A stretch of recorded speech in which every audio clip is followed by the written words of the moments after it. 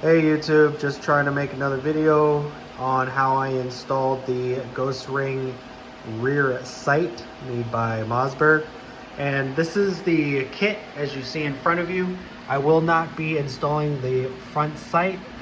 The reason being is because I already have an excess sight already installed, which I've already created another video for. Go ahead and check it out. Anyways, this is just for the rear sight and the rear sight only.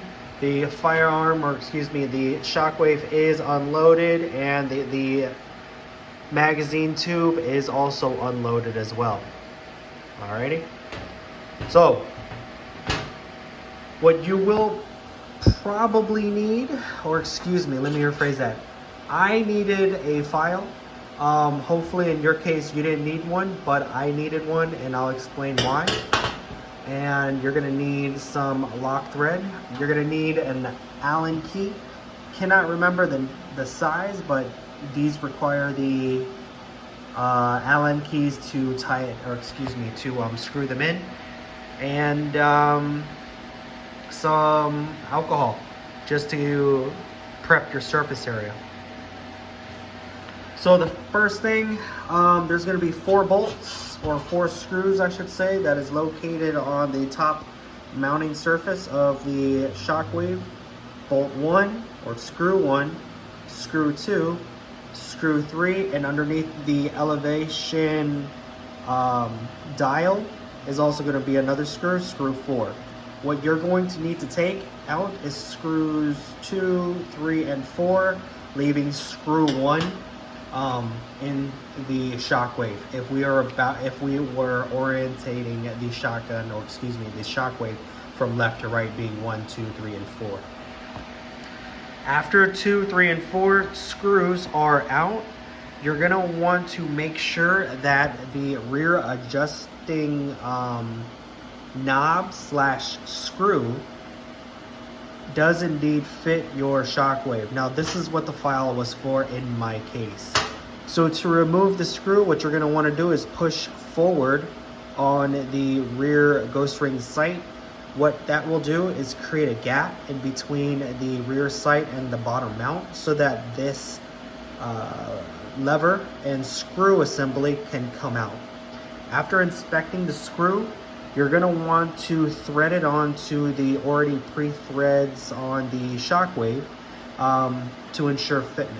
Now, in my case, the screw threads were kind of sandwiched together at the very bottom of the screw itself, so I had to use a file and file it down, which, I mean, it didn't take but a minute or two for me to get past the marred or messed up screw threads. So that was in my case only. Hopefully it's not yours, but in case of yours exhibited the same messed up threads, you could just use a file or just return it and get a new set. So after you've already threaded on the screw to ensure fitment, oh, another thing that I used, my bad, is this, and I'll explain later. So once you've already put the elevation screw back into the entire assembly, you're gonna want to get screws number 2 and screw number 3 from the packaging and put lock thread on it. While you have the assembly aligned, you're going to want to screw down bolts 2 and 3, just so that the first couple of threads are on, and then you're going to want to screw the rear one on as well. Now, prior to screwing that one on, this is anti-seize grease, bronze, same thing that they use in the Glocks when they come from the manufacturer. If you have ever opened the slide of your Glock prior to shooting it, you will see this on the slide ramp. But anyways, the reason why you want to use that and not blue lock thread is because this is your elevation screw, so you really don't need thread locker in this case, but you do need anti-seize, just so that it can be a lot easier for you to manipulate the elevation screw. Do not worry about because it's grease that it's gonna back out on you. For the Mossberg, you will see these little knurled knobs that will hold it in place. So, excuse me, I'm sorry. So it won't change its elevation on its own. Okay, you're gonna have to use force by pushing up the rear ghost ring sight, moving the elevation knob, and then the tension from the rear ghost ring sight will push downwards on these little knobs, which holds it into place. Okay, so enough explaining on that. After you've already threaded the rear elevation screw slightly down, you're just going to want to monitor these two screws, doing it simultaneously so that it doesn't, so basically you're not doing this, all right? I don't know how else I can explain it. So you just want to be able to screw it down together in unison, as opposed to one side then the other side and just doing like a rocking effect, all right? Fast forwarding, I do not know the pounds per square inch of how tight that these are supposed to go on. So I did it so that it fits snug, okay?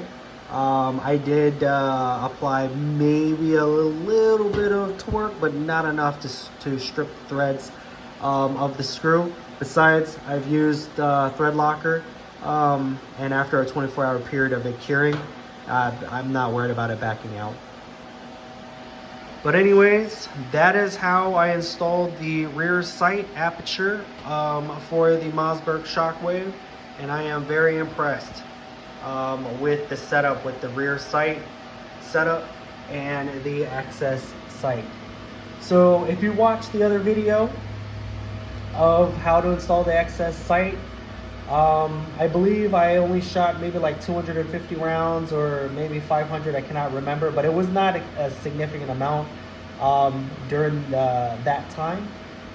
Fast forwarding to now, I believe it was like a year afterwards, I've shot over probably 5,000 rounds, whether it be double buck or slugs, from this from the Shockwave.